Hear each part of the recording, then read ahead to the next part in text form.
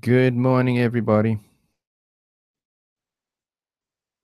We'll be getting underway in just a few seconds. I'm just waiting for the room to populate a little bit more, and then we'll get to it.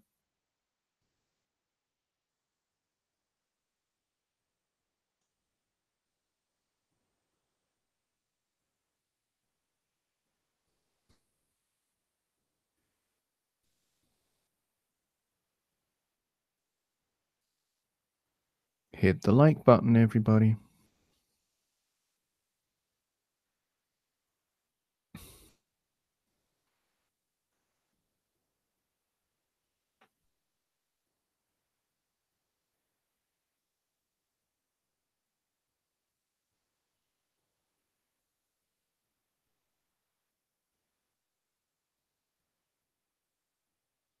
Yeah, Woodbeast, have a look at the title for this stream. Might give you a little clue.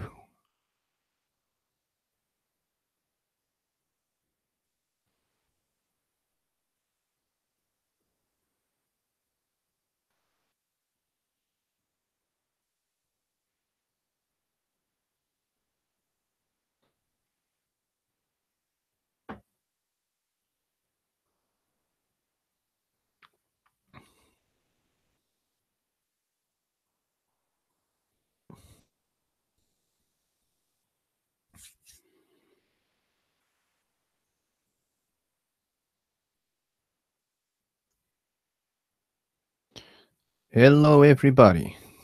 Hopefully, you will in just a few seconds, because I know there's a little bit of delay between what I see and what you see.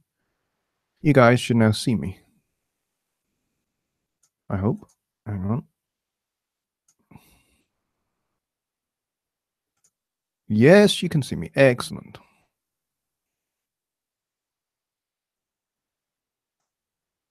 Awesome.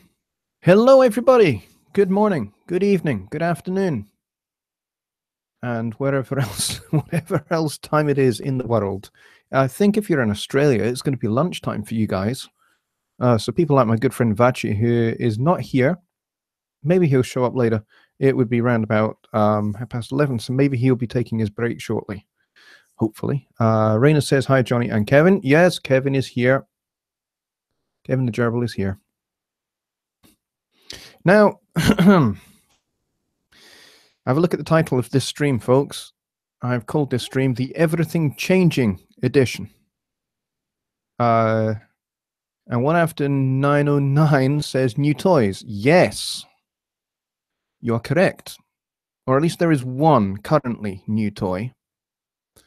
But everything that you cannot see at the moment that my camera, my screen, my speakers, and everything else is sitting on is new as well.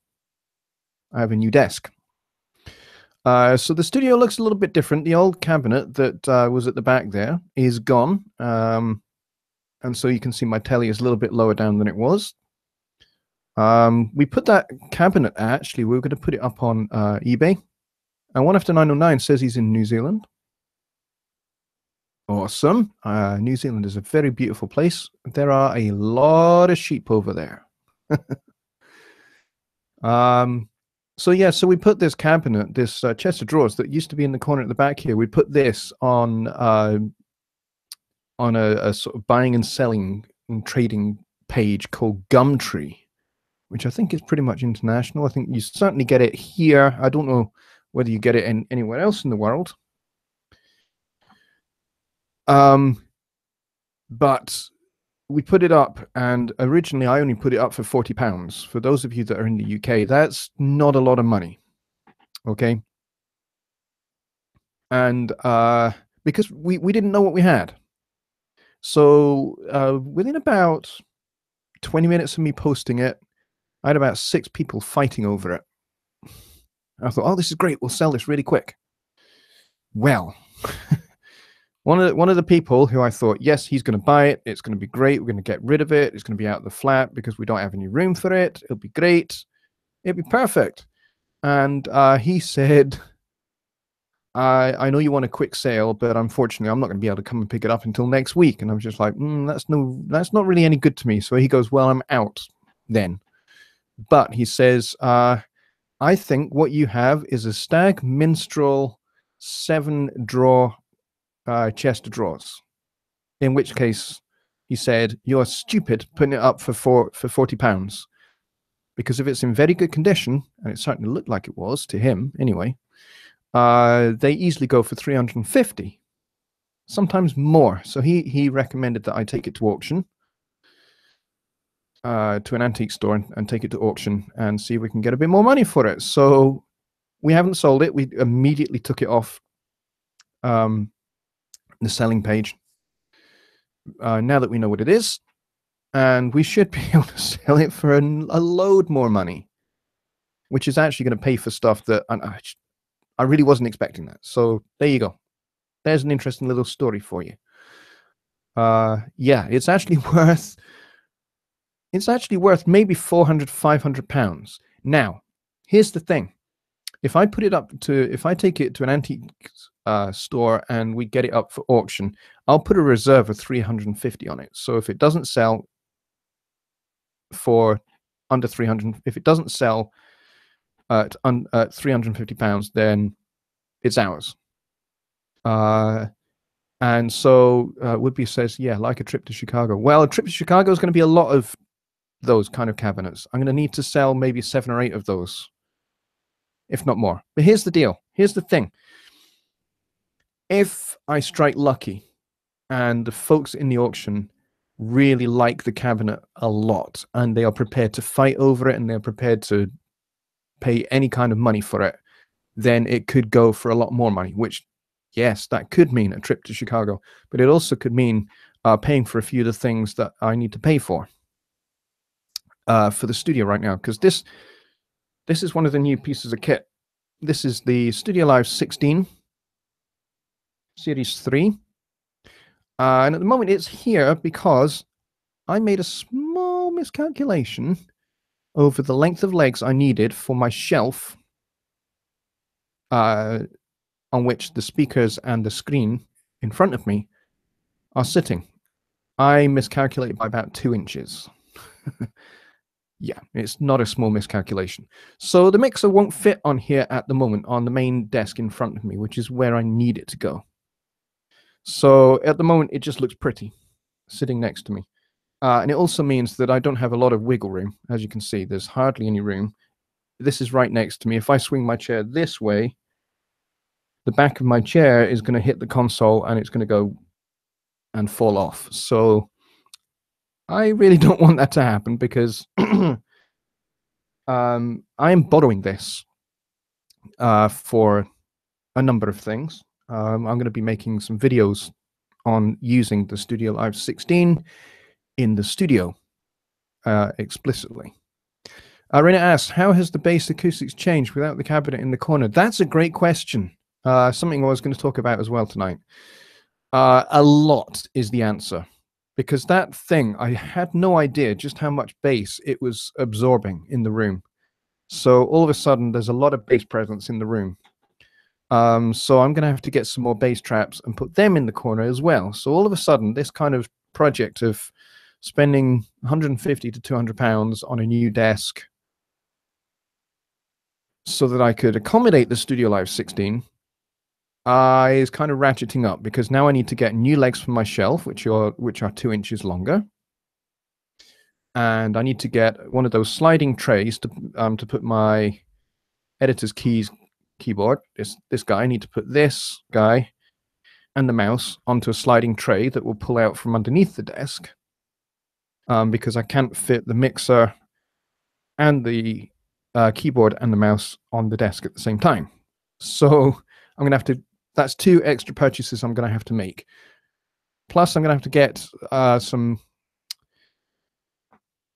more cabling, because this is the Cat 6 cable that comes with the Studio Live console. As you can see, it's not very long. So it won't go to my router. The router is a little bit too far away, and I can't move the router closer, because then the rest of my flat does not get internet. Am I in currently Mardi Gras mode on the console? Yes, I'm actually in all buttons mode. The fader's not moving at the moment, but I can put it in Mardi Gras mode. And now the faders are starting to move, which you can't really see very well because the mic's noisy. Woodby says, JL, if you were in the USA, I would build you a great oak desk. Well, that would be awesome, mate. It really would. But unfortunately, I'm the wrong side of the ocean. JL, that make plugs for that. I'm not really sure what you're talking about. No, not really sure what you're talking about there. Woodbeast, I'm sorry. Saw and hammer, it will fit. Yeah, not really. Not on this desk. If I try and saw it, I will probably end up destroying it. I have the DIY skills of a 6-month-old baby. So this was the USB cable that comes with it. This is possibly not long enough either. But once I've got the console on the desk in front of me here, turn that off.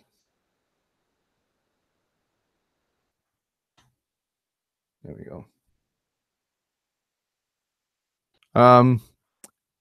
Internet cable kits and scrimping tool. Again, you guys are talking about DIY skills, which I just don't have. I just don't have those kind of skills, I'm afraid. To increase length. USB also. You have much more DIY skills than me, says Rainer. Yes, well, I don't know about that. But yes, there are children who are at the potty training stage that have better skills than me. And my good friend on the other side of the world, Vatcha, is here. How is the new desk? New desk is good. Apart from the small miscalculation I made over the length of the leg length for my shelf, my new shelf that's everything is sitting on. My screen and my speakers are sitting on. The legs are 2 inches too short, which means I can't get the mixer in front of me yet. However, I've got some new legs coming. They hopefully will come here on Friday. I've got a new little sliding out tray for the computer keyboard and mouse. That hopefully will arrive at the same time as well. And I need to get a longer one of these. And I need to get a powered USB hub. So unfortunately, my budget for this is swollen a little bit unintentionally. So, but hey, you know, I'm only borrowing this guy. This is the Studio Live console. This is the 16-channel one here. I'm only borrowing this. So once this is gone, I'll have a very spacious desk. But we'll see. Hopefully when we get to that point, I might even actually be able to buy one from Presonus. We'll have to see. Don't use USB 3 extension. My Studio Live hated the extension.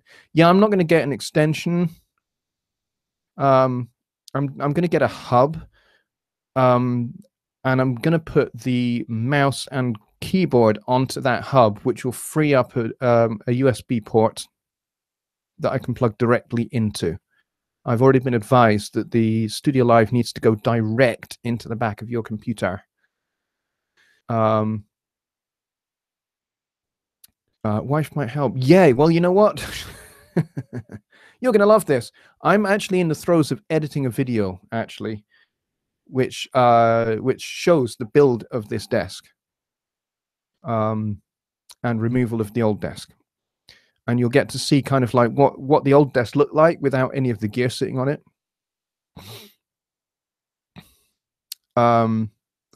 And yeah, put it this way. My wife has legendary skills in this area. Woodby says, click to open expanded view Brita products RJ45 Ethernet cable F to F type. Okay. Yeah, hated USB 3 direct port. Yeah, I think that's because it's a USB 2 device. I think that's correct. Yes, I do have the Studio Live 16 Series 3. Ta-da! Here it is.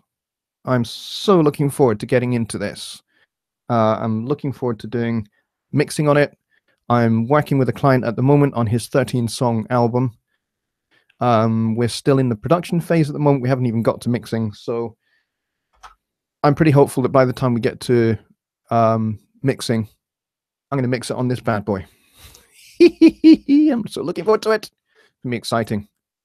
So, yeah, it's going to be good fun. Be sure to save room for Kevin. Yeah, absolutely. Kevin. Planning to be my Christmas present. Yes. You know what? Guys, make sure that you put something like this on your Christmas list for your wives and your parents.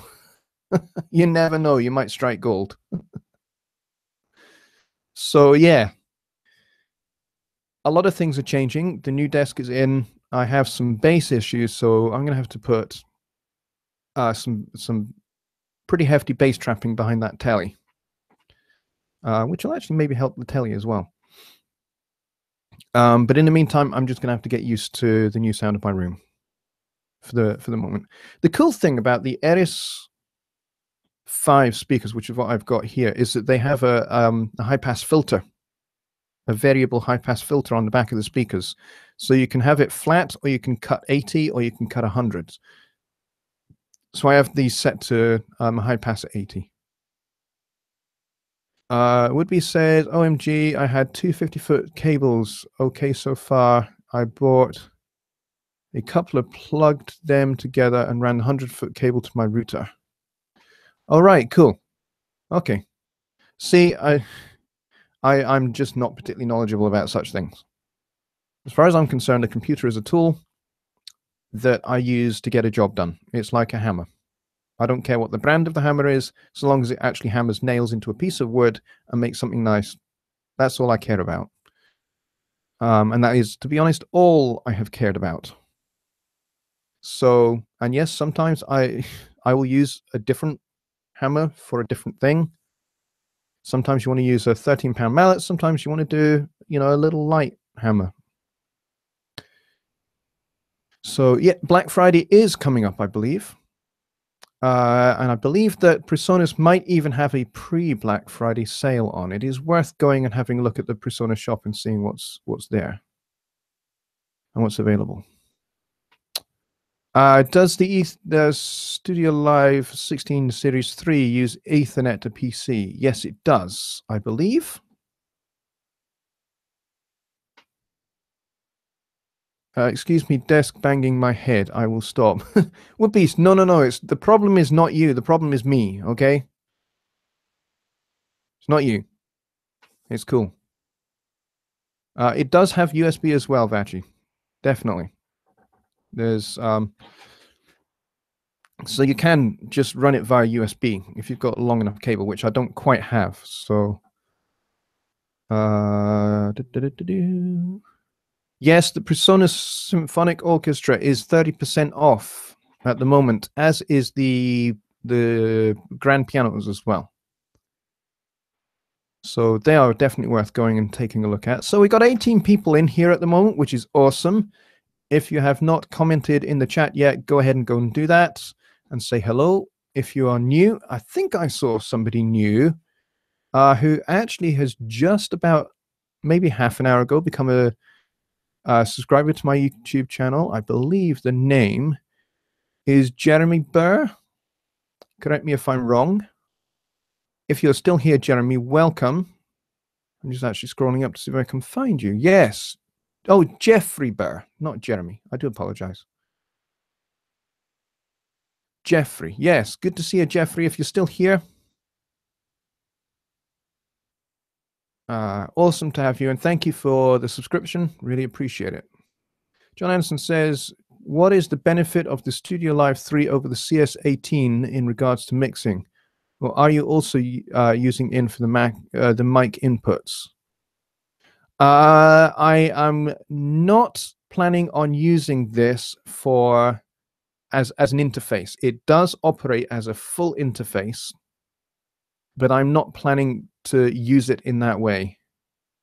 I am waiting for DAW control for Studio One, and I'm going to use it as a mixer control for Studio One. One of the ways in which it differs to, I think, to the CS18AI is that this has the fat channel built into it with the same fat channel additions that you have in the fat channel XT in Studio One. So you have the LA2A, you have the 1176, you have the Neve EQ, you have the Pultec EQ, as well as the standard PreSonus ones that you get with the fat channel as well.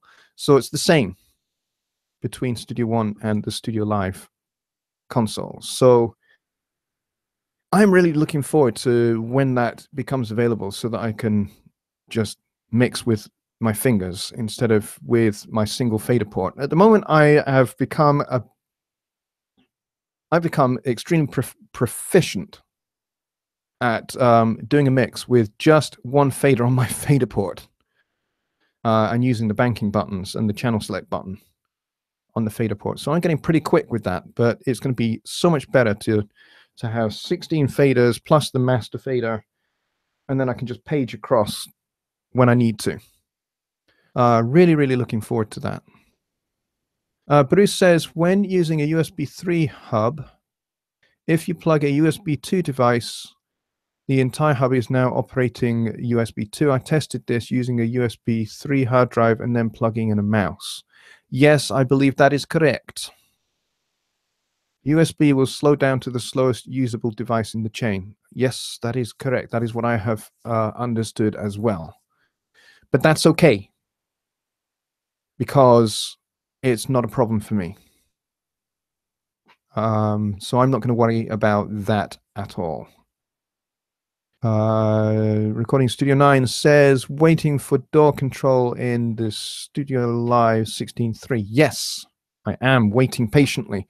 I think pretty much everyone who has got a Studio Live Series 3 console, that's what we're all waiting for. And I know that the guys at PreSonus are working their backsides off to get it working. I know it has been challenging. It has been demanding, I'm sure, to get it going, which is, I suspect, why it might have taken a little bit longer for it to roll out by now. So yeah, I imagine it's been pretty demanding.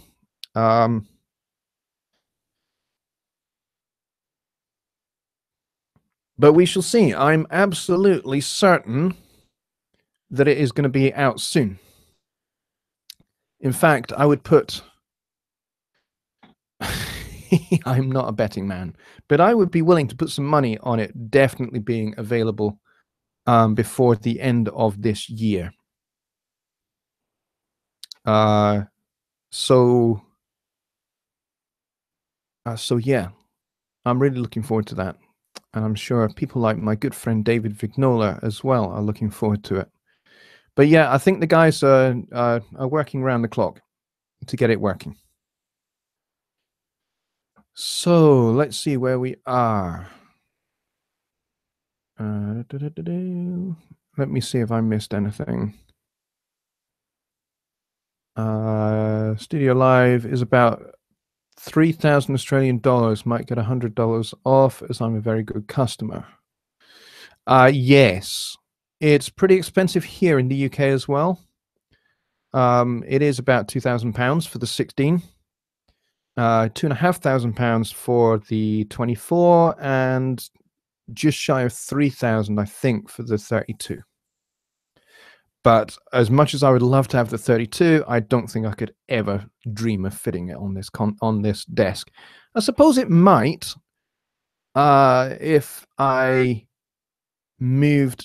actually got rid of my fader port, and if I got rid of or relocated my two interfaces, it might work. But they're far too expensive for me, way out of my price range.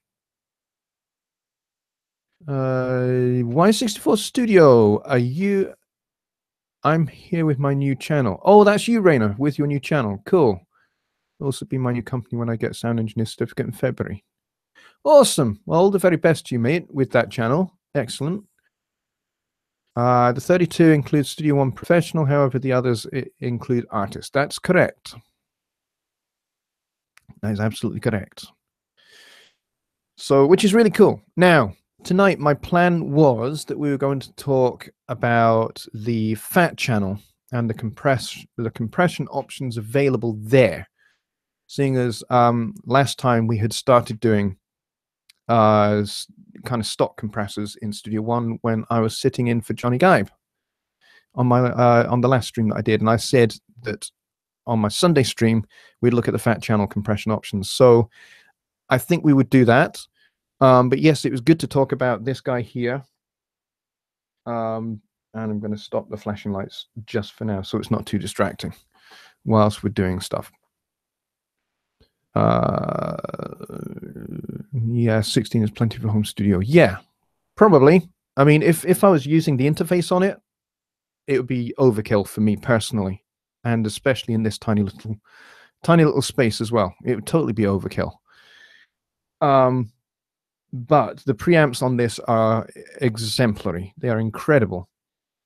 And of course, it has, as I said, it has the Fat Channel, and the routing on this is crazy. It is stupidly low latency. It's really, really cool. Have I plugged anything into it yet? No, I haven't, because I don't have a long enough cable to connect at the moment from here, from the back of it, round to my computer, which is down here underneath my desk. Don't have a long enough cable to connect to my computer to update the firmware, which is something I need to do.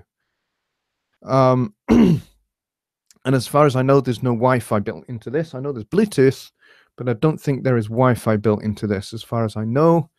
And I don't think you can do the firmware update via that method. So I'm going to have to wait until all of my cabling and my new shelf legs and everything else arrives on Thursday. So maybe by the end of this week coming, I will be able to do the firmware update and actually just start using it. At which point I will start making some videos on it. So yeah, so that's the plan anyway. So the Fat Channel in Studio One. Let's go take a look at it, shall we? Because I did promise that we would do it, and I like to keep my word wherever possible. Understanding that, you know, plans do change. You can update via the SD card. Yes, I need to get one of those as well. And it has a very specific diet, this thing does. You can update firmware 3 ways. One way is via the SD card. Yes, I believe the other 2 are via USB and via the Ethernet cable.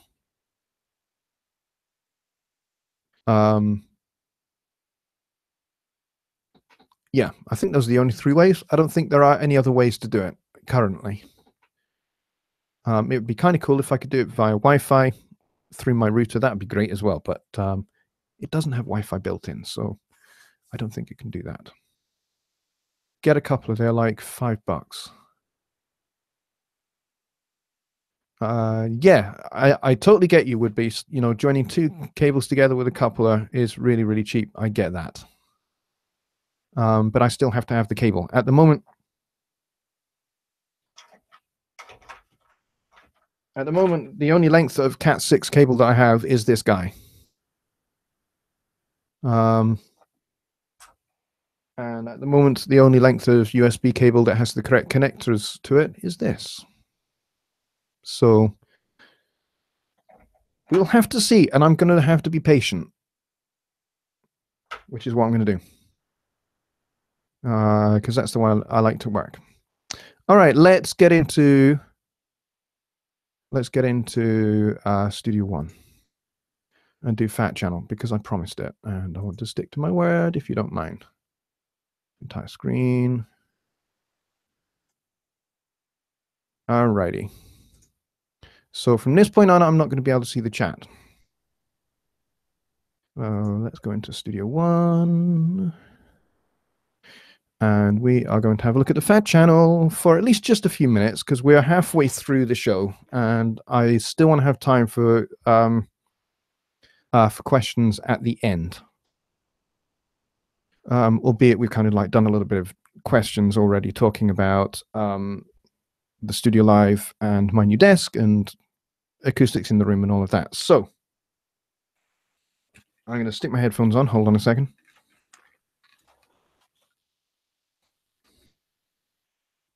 Because I don't want audio coming through the speakers into my microphone. So is everyone able to see the screen? Let's just go check. Skip Jones says chubby channel. You know what? They should have called it that. Chubby channel. The big boned channel. The curvaceous channel. The shapely channel.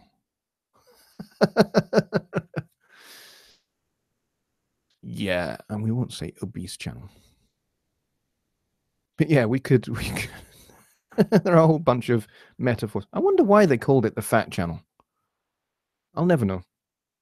I'm sure somebody came up with it. All right, so the fat channel. Compression in the fat channel. Let's have a look. What do we have?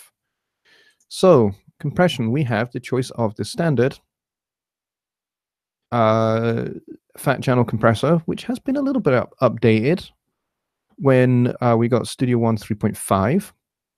So it looks a little bit sleeker, a little bit leaner, and a little bit funkier, in my opinion. You do have this key listen, which is for a little bit of sidechain filtering, and you have a soft knee option, and you have auto, which I believe is auto attack and release, which is very cool if you just want to get the fat channel to do all of your attack and release, which it listens to the audio and it decides how fast your attack and release should be. But I don't think it hears it in the context of your mix. I only think it hears it in solo. So it's kind of making an educated guess in solo of what your attack and release should be, which I don't think is a great way to work. For me personally, anyway. So I don't think I would ever use the auto. The soft knee is very, very useful because I think it defaults to, I'm not sure what it defaults to. Let's actually have a look, shall we? Let's see what it defaults to. Yeah, okay. Let's crank that ratio to limiting mode. I don't know about that. I really don't know about that. Maybe that's a soft clipper rather than a soft knee. Anyway,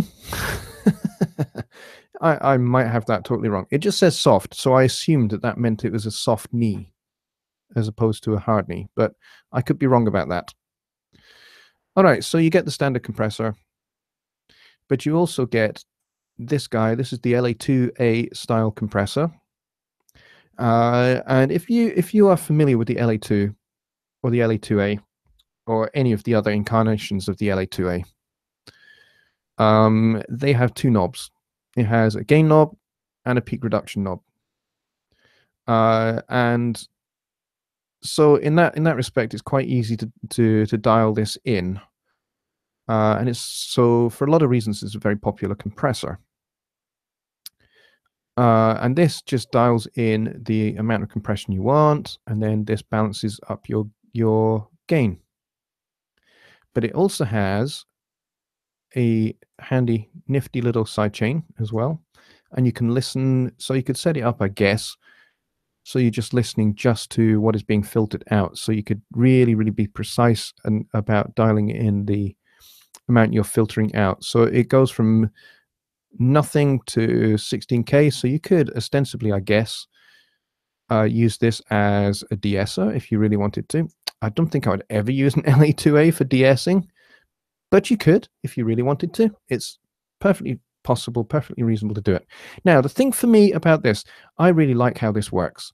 And actually, having compared this to other LA2As that are on the market, including the Waves one, this actually stands up pretty well, in my opinion. However, you do have to crank this quite a lot before you get to see any action going on this compressor, which is maybe a little bit annoying. All right, so let's get this one going. We're going to solo up the soprano saxophone. And we're going to find the soprano saxophone. Here it is. And we're going to take a listen. We're going to dial in a bit of compression on this guy. We don't overdo it, but we do want to try and grab some of those peaks and tame them off a bit. Now, I have to remember my fader port is in a completely different place to what I'm used to. So you're going to have to bear with me, folks, because I might lose my fader port sometimes because my mic is now blocking the view of my fader port. So bear with me. All right, let's actually play a little bit of this in context. Again, you're going to know this tune, okay? And I'm staring at my phone. Don't have no plan. I can't wait for when you're home. There'll be wine and sweet recline. Close my eyes. See the... Now, that actually doesn't sound too bad. You'd probably think ordinarily, hey, just turn it up. You know, it's maybe the soprano sax is not loud enough. Well, yes, I would agree with that. But what I want to do, as well as turning it up, is I want to try and even out some of these peaks. Because if you look at this first little phrase, it's quite quiet. But then the next one starts really quite loud and goes quiet. And then the next one is quite a bit louder than the other two. So it's a little bit all over the place. And then if you look right across the whole waveform for this this saxophone, especially when we get into the outro at the end, there's lots of big differences between peaks and troughs here. So this outro section, if I just play a little bit of this outro section, you'll see what I mean. Without any compression on it, it gets a little bit lost at points. So have a listen.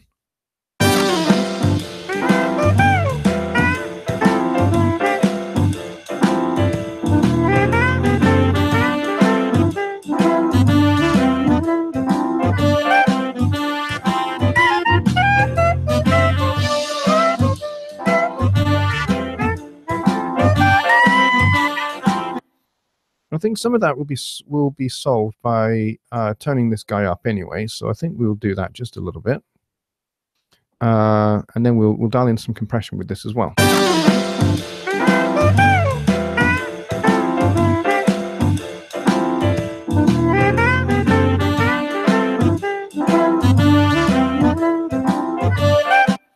See, there are sections in this second phrase here which get completely lost because they're buried a bit by the horns.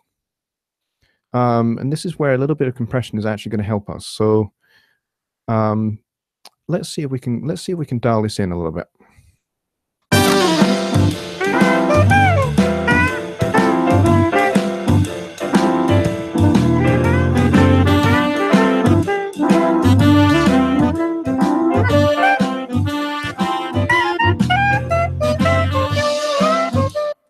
Okay, let's try that again. Just these front two phrases.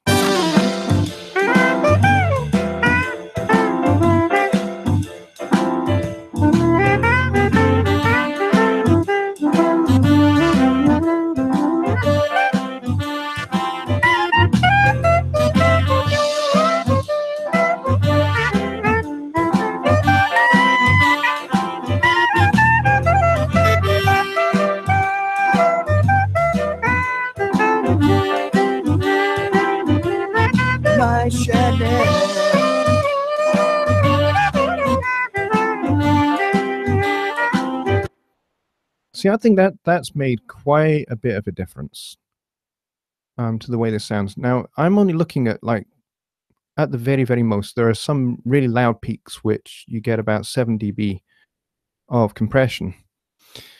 But the way I'm having also to think about it is the fact that I'm not just running just the fat channel on its own. The fat channel is then going to this solo bus over here, where I've got just the regular compressor on here as well. So I'm not wanting to over compress because I'm doing 2 stages of compression effectively. I'm doing the stage here on the sax on its own, and then on the bus here, I'm doing a little bit more compression. and I've got a fast release and a medium attack here. So again, I'm only looking for like a little bit here, so maybe 3 to 5 dB over here, another sort of 3 dB over here. And then, of course, that is then being summed again over to here, to the bus compressor. So I have 1, 2, effectively 3 stages of compression. So when you're thinking about compression, if you do compression on your buses as well, like I do, because I'm a top-down mixer, so I start on the main output, and then the vast majority of my mixing is done here on my buses, and then I'm only ever processing the individual channels where they might need it. So if you look over here, the vocals has nothing on them at all over here, and the horns only have a little bit of EQ, just like a high-pass filter, and a little bit on the piano, a little bit on the Fender Rhodes, nothing on the bass, nothing on my my drums composite. It's all done over here. So I have to think in stages about how much compression I'm doing. So if I've got like 3 or 4 dB of compression happening on the solo bus over here, then I need to be careful about how much I have on this end here. So what I'm after here with the fat channel and using the LA2A is I'm after some smoothness and a little bit of warmth. And I think this LA2A style compressor brings me that quite nicely. So let's just take a pause here and just have a look at chat and see what's going on over here. Let's see, we've got some questions. Bobby says he sees the screen. Skip says voluptuous channel. I like that. Woodby says some fat guy coded it. Who knows? And yes, that is not PC. You're quite correct. Peter says, is there a notable difference between the Waves LA2A, the Presonus one, and others? I've seen one from Native Instruments. There is. They're all different.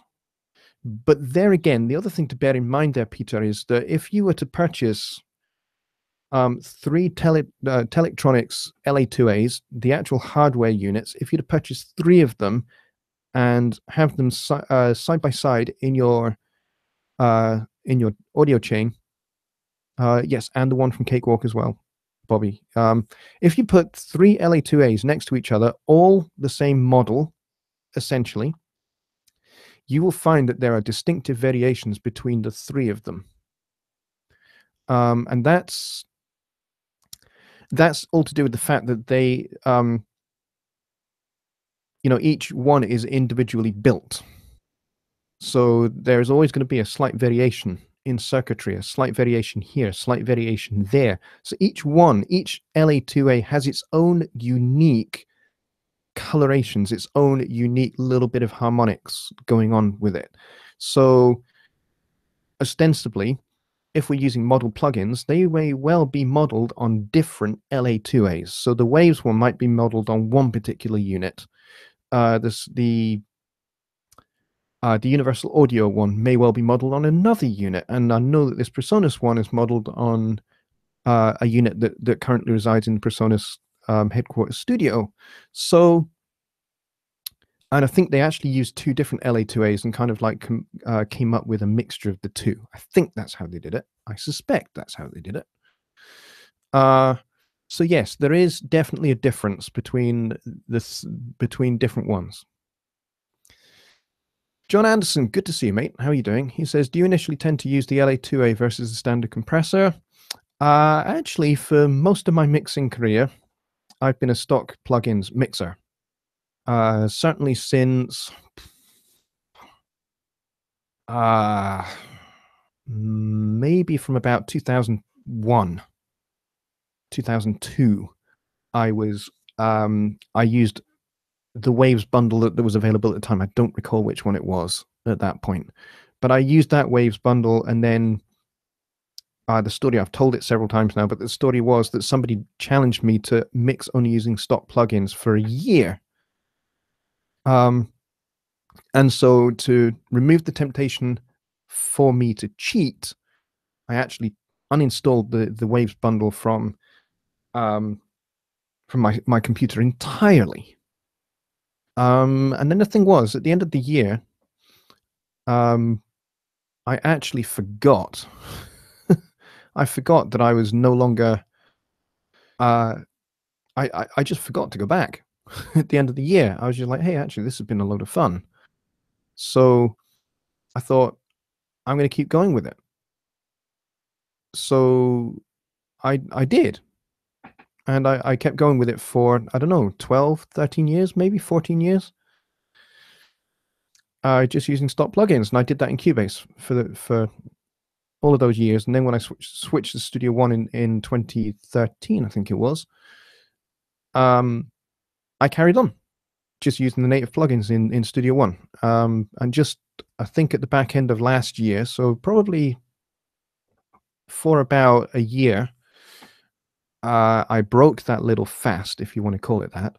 I broke that fast by purchasing the Klanghelm MJUC compressor, which I really, really like, by the way. I don't use it quite so much nowadays, but I really, really like it. And it's a really, really, really good and really, really easy compressor to use, and it sounds fantastic. And it just gives you a different set of colors again.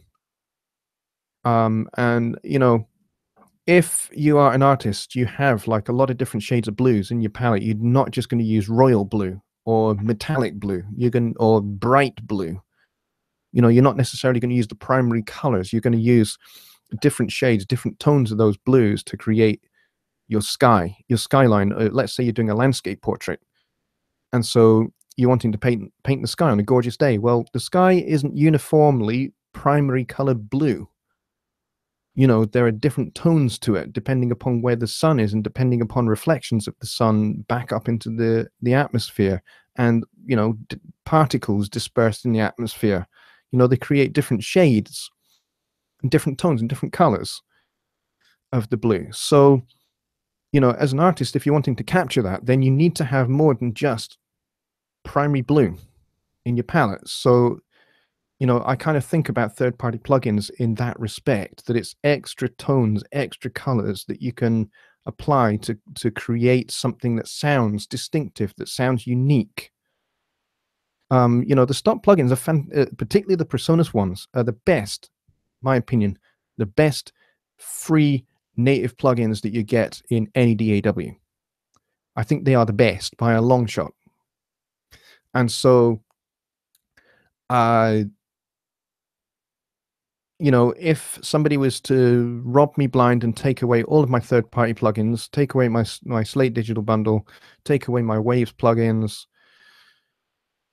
would I be upset? No. Would I have to stop mixing? No.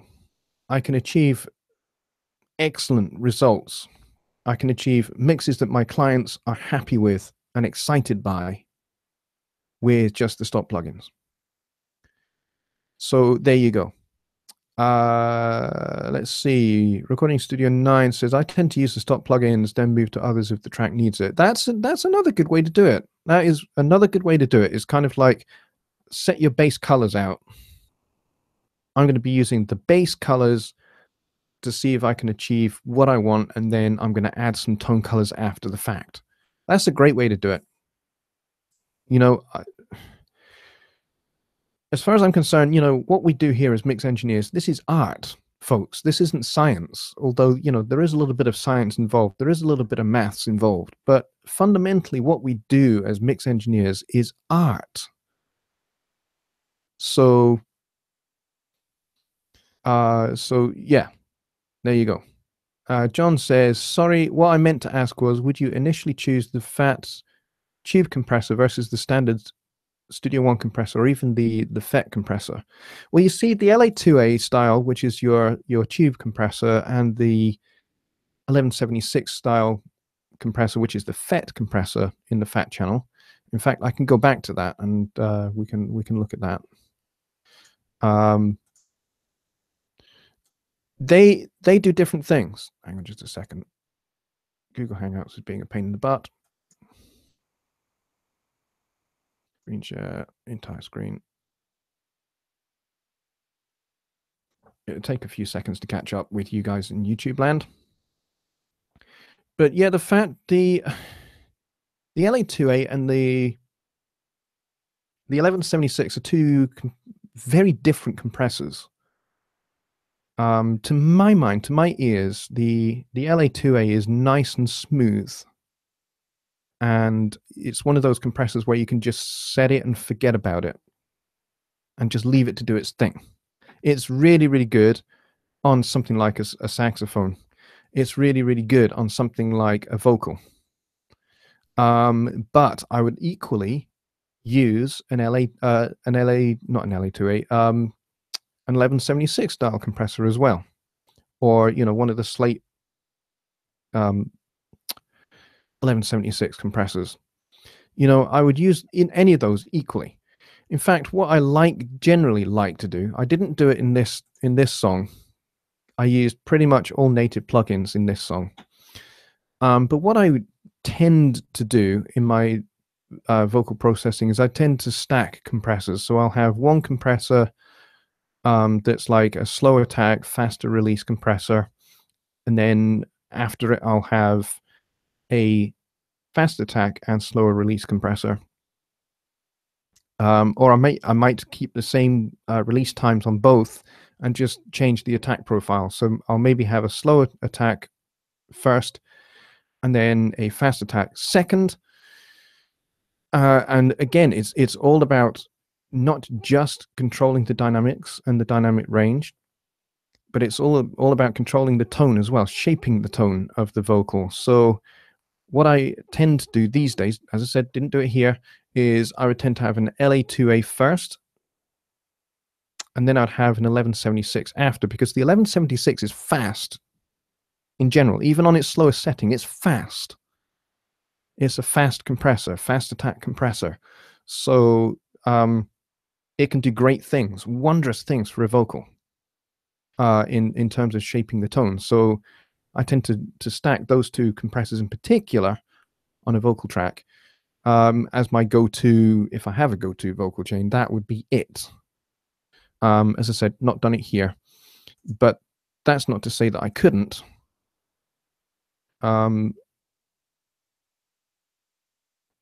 Is the Slate FG Red based on the LA2A? That's a good question. I'm not entirely sure. I think so.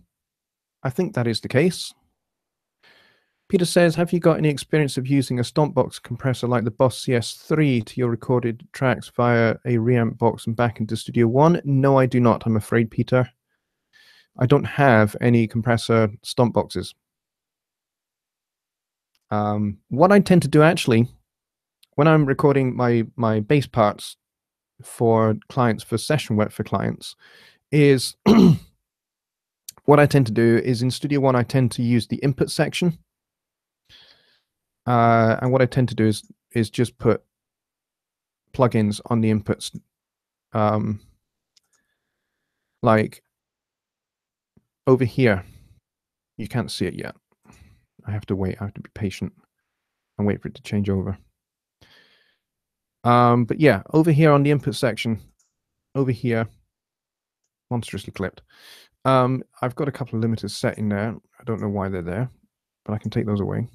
But when I'm doing my bass playing for clients, what I tend to do is I tend to have a bunch of plugins here. So I tend to have a bunch of EQs, and I tend to have an LA2A or an 1176 in here as well, or something from Slate in here as well. It depends on the song that I'm working on, and what is going to work best with my fretless bass or my fretted bass or my upright. But yeah, I tend to put plugins over here. So I'll set up a plugin chain, which I'll print to the track, and then it's that printed track that I send off to my client. But I kind of leave things, kind of like fairly transparent enough that the mix engineer can do a little bit of further shaping in his or her mix process. But I like to shape my tone according to kind of my signature sound, if you like, which is what I get hired for. I get hired for my signature sound. I get hired for what I sound like as a bass player. Oh, Bobby says, Stephen, the FG red is based on the Focusrite. Of course it is. The Focusrite compressors are red. Thanks, Bobby, for that.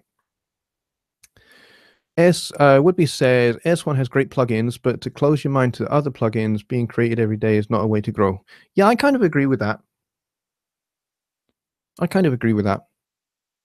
John says, John Holland, how are you doing? Good to see you, mate. He says, is it necessary to put the same inputs on the stereo and the mono input? Now, it depends. There are some plugins where it automatically detects what the channel is. So it will detect whether the channel state is mono or stereo. The Waves plugins, some of them don't do that. So there are specific mono plugins and specific stereo plugins. For example, the NS1, which is their noise reduction plugin. If you are working with a stereo track, you have to put the stereo version of the plugin in. If you're working with a mono track, you put the mono one in. A lot of manufacturers, they make a mono and stereo version of their plugins because they don't automatically detect the channel state. The Presonus ones, I believe, do. Every single one of their plugins will detect the channel state and will adjust accordingly automatically. So I believe that is the case. And we've got 17 people in here, which is really good. And we are nearing the end of the show. We've absolutely raced through this show, mostly because I spent half of it talking about this guy over here. But yeah, has anyone else got any further questions about the fat channel or EQ and compression in particular in Studio One? I can take these guys off my head now, unless you guys want me to do more examples. Yeah, Pro Tools the same, exactly. Oops, destroyed my phone. Yeah, Pro Tools is exactly the same. Separate mono and stereo plugins because they're not designed to automatically detect the channel state. So I think in that respect, I think Studio One has the advantage with its stock plugins in that it automatically does that. So I think that's a really cool feature in Studio One. Who else do we have that's new? If you are new and you're watching, please feel free to post in the chat if you have a question or just to say hello. That'd be great. The other week we had Joe Gilder in here, which is awesome. Now I know that Joe is very busy. They've just moved house, so they are busy kind of unpacking and stuff in their house at the moment. So he's busy with that and building out his new studio in their new home, which is all very exciting. John says, I was referring to when you put plugins on the inputs. Oh, the actual inputs, the input section. Yes, because you have certainly the way my particular interface works. I have a stereo pair of channels and a mono channel as well. So yes, you do have to be careful about making sure you put the correct plugin on the correct channels there. Why is wood-based? Why are you talking about AC/DC? I'm not quite sure how that little thread has materialized. Have I missed something?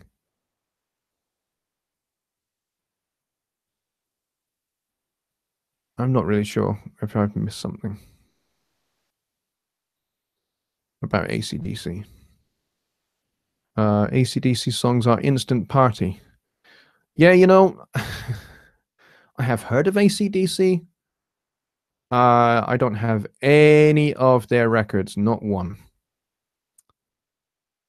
John has a question, John Anderson. He says, I have a question on the Fat EQ. I would miss the meters in the Pro EQ. Any thoughts? Yes. Use your ears. I know that sounds kind of obvious, and that probably sounds like a cliche, me saying that, but I don't mean it like that. What I mean is that learn to develop your ears to such a point that you are by ear able to identify a particular frequency trouble spot that you're wanting to eliminate or you're wanting to enhance. So, for example, get your ears very used to hearing what 200 hertz sounds like, 300 hertz, 400, 500, particularly those low mid areas where a lot of home studio mix engineers kind of have trouble with that area because of, hey, we're all in a tiny little room for the most part. Some of us have much bigger rooms. But this room is very small. So yes, I do have problems with low mids in this room, particularly around between 200 and 450.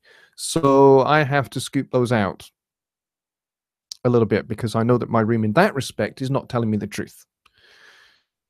So yes, now you can see all of that happening on the third octave meters in the Pro EQ, for example. But you have to basically just train your ears to get better at it so that you are EQing by ear, not necessarily by sight. You're using your sight to confirm what your ears are already detecting. Woodby says, Skip says, co-founder Malcolm Young passed away from dementia recently. I heard that. That was on the news here, and they had like a 15-minute obituary section on the news where they had a review of his life and his career, dying from dementia. That's really sad. Passing away from dementia. Dementia is a horrible disease. It's nasty. It's not very nice. Woodby says, just like Steely Dan co-founder did a while back. Yes, Walter Becker dying in September. Yep. AC/DC were a huge, huge, huge contributor to shaping rock music. And their music really did have a unique sound. There's no doubt about that. And I think they had a huge impact on a lot of young people in the 80s, in particular, maybe late 70s, early 80s as well. Recording Studio 9 says, I just recently laid down my Eris E8 sideways, and now I'm getting better listening sweet spot. Now, you see, there are some monitors that are designed to be what we call horizontally planed. And there are some that are meant to be vertically planed. My advice before you lay any speakers down sideways is check your manual, because the manuals will tell you whether they can be orientated vertical and horizontal, or whether specifically horizontal. Speakers like the Yamaha NS10s can be orientated either vertical or horizontal, but they do sound better to a lot of people horizontal. Even though, in my opinion, the Yamaha NS10s are possibly the most horrible sounding speakers in the entire world, which is probably why they are in just about every major label studio, because they're awful. And if your mix sounds really great on a pair of NS10s, you know that you've done a good job with your mix. So I suppose there is a sense to which it's a good idea, actually, to have a pair of really, really fantastic speakers and then another pair of really, really horrendous, awful speakers, I think. So that's cool. Eris E8 sideways. I don't know whether that's really. I mean, I'm not saying I don't think it's a good idea. What I'm saying is I don't actually know whether that's the right way for those speakers to be orientated or not by their design. So we still have 17 people and holding. That's awesome. And it is just about 1:05 in the morning.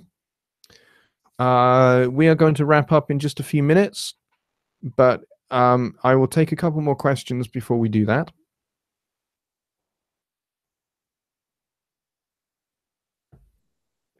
So hopefully next week, my mixer will be in front of me instead of at the side here. And it'll be plumbed in, and I'll have firmware updated and everything. It should be really, really cool. And then I can start putting it through its paces. Really, really looking forward to it. And I would think maybe that the camera angle that you're looking at me just now will be a little bit higher up as well. How about the Rocket 5s? Rocket 5s are meant to be vertically planed. That's their specific design. And they sound, in my opinion, I have tried them the other way, and they certainly sound better vertical than horizontal.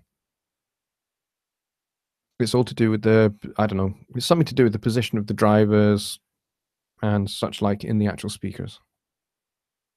That kind of thing. Anything else, folks? Any other questions? Otherwise, we will wrap up. I hope you found the demonstration with the Fat Channel helpful and useful.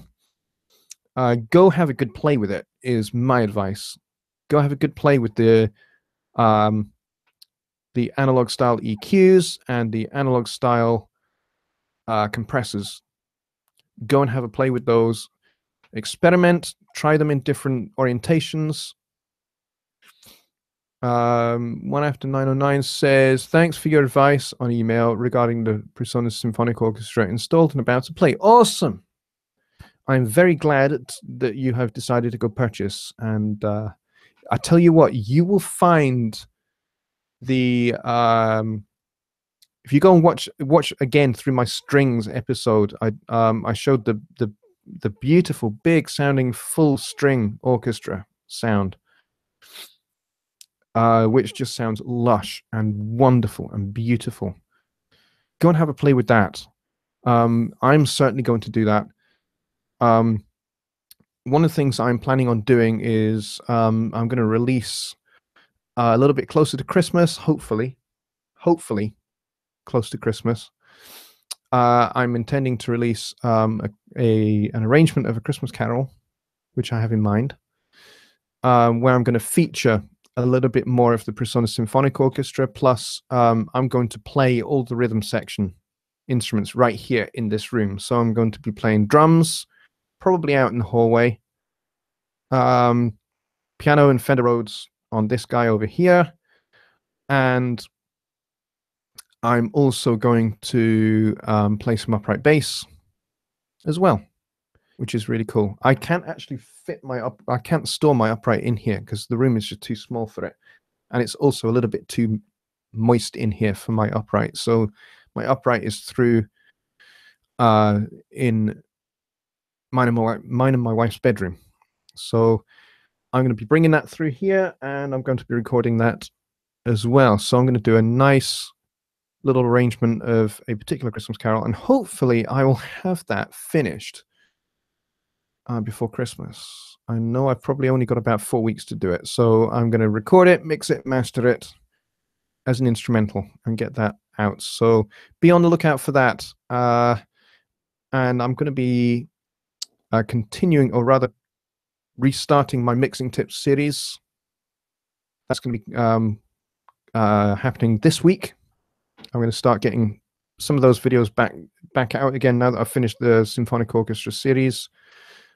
And I'm going to start making some videos on this guy, on using this guy in your studio as well. So there'll be a good series on that. And I've got a few other things in the pipeline as well.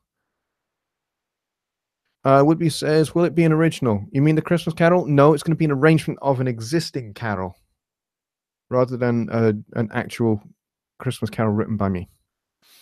I might do that next Christmas, but I don't really have time to do that this Christmas. So it's going to be an arrangement of an existing carol. I have chosen it, but I'm not going to share what carol that is yet. You'll get to find out when I release it. Stephen says, sounds like a great idea. Yeah, so there's a lot going to be happening over the next few weeks of videos coming out, a new series starting up. So plenty of stuff to be happening. And in January, I'm going to announce this now so that you can start thinking about it, folks. But in January, I'm going to be launching a VIP a VIP membership to JonnyLipshamStudios.co.uk. I'll go into more of the details a little bit nearer to the time, but yeah, the first week of January, I'm going to launch that, which could be that's going to be very, very cool, and it's going to be lots of fun. It's going to be lots of fun putting that together. I've got a good couple of folks who are going to help me do that. So be on the lookout for that, and it's going to be cool. It's going to be a private VIP members section, and you'll get a whole bunch of stuff which I'm going to talk about maybe in the next couple of weeks, once I've actually finalized what it is that you're going to get for a monthly fee. But you're going to get some exclusive deals. You're going to get exclusive content that you will not find on my YouTube channel, and you'll not find anywhere else that I do. Okay, so if you think that that would benefit you, start thinking about that now, and I'll go into more detail as I get closer to launch time. So be on the lookout for that, because that's probably the biggest thing that will be coming in 2018. Okay, all right, folks, it is 12 minutes past 1. We've still got 17 people here, which is really, really cool. I'm not entirely sure whether this has been my biggest audience or not, but either way, Woodby says, in today's world, do not do White Christmas. No, I will not be doing White Christmas. I hate that song. Bobby Booth says, just like JG's site, yeah, a bit different to what Johnny's doing. Johnny's using Pivot Share, which is very cool. I like Pivot Share. But what I want to do is I want to have something that's fully integrated to my own website. So I'm not having to send people off to a completely different website. I want everything integrated into one place. So that's the thing that I am working on at the moment. And I'm just having to learn how to do that. And I've got some help with that. But it's going to be really cool.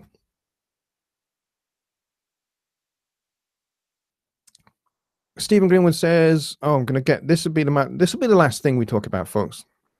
I want to get this answered before we go." He says, "How does one go about covering another artist's song on a commercial project?"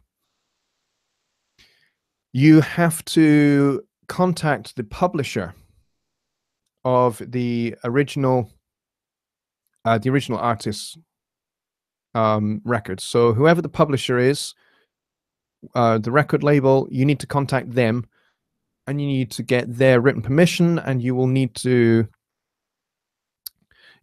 pay a fee, and you will also need to pay a percentage of royalties if it's a commercial release where you're going to be making money on that song. You need to pay royalties to that publisher.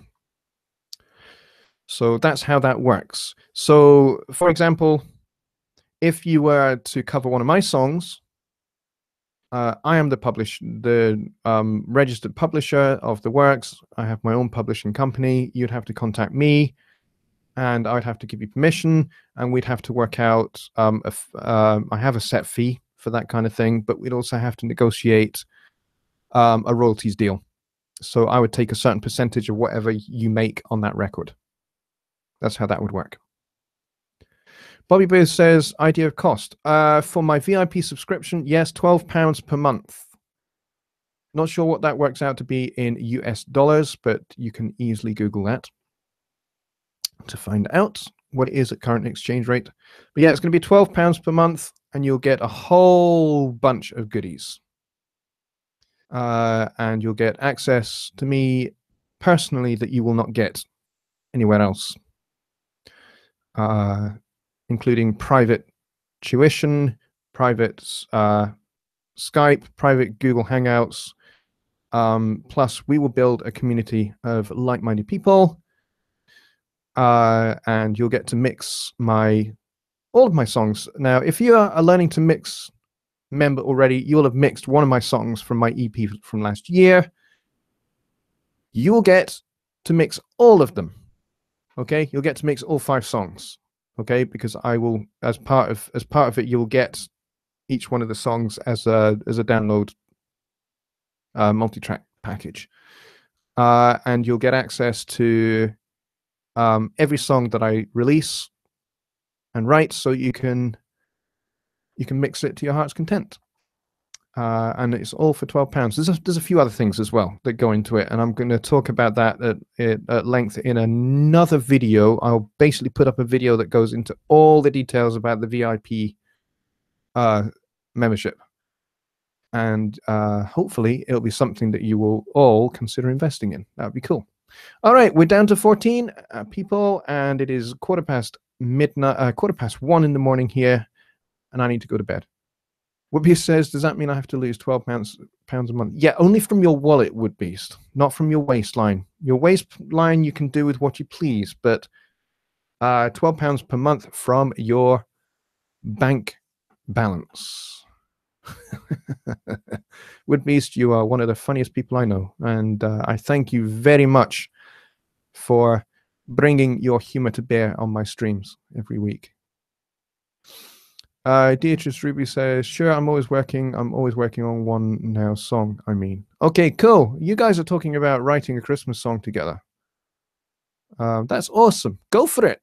If you want to write a Christmas song, go ahead and do it, guys. I'm glad to have brought collaboration, a collaborative spirit to my streams.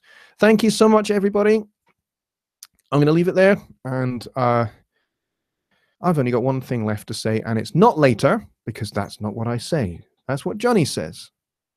I'm going to say bye for now.